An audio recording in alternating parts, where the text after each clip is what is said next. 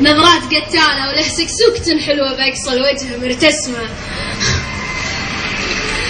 هذاك المار قدامي وله ما في سكسوك، وله نظرات قتالة وله سكسوكة حلوة بأقصى الوجه مرتسمة. حرمني النوم في ليلي، حرمني النوم عقباله يحس الشوق في صدره ذبحه وزاد في همه. أحب أمه وأحب عمه وأحب جده وأحب خاله.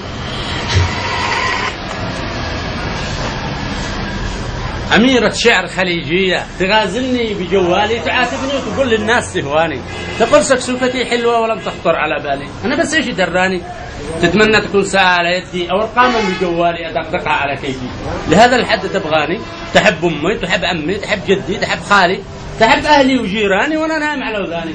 أقول للشاعر الحلوة هلا بالطيب الغالي، سمعت صوتك بجوالي. أنا أحبك وأحب أمك وأحب شعرك وأحب صوتك من قلبي ووجداني، ويا ريت نلتقي الاثنين أنا وأنتي في مكان خالي، ولا أحد يشاغلنا لا إنسي ولا جاني، فقط عنوانك الحالي.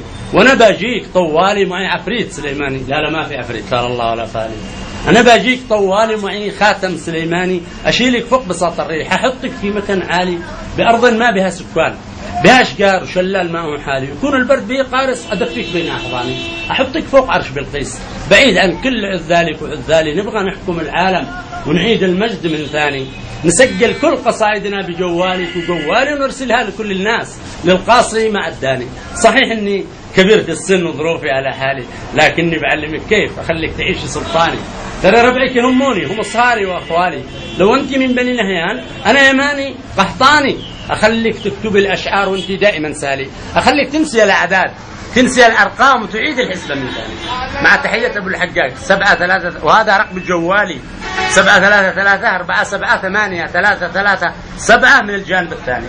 شكرا.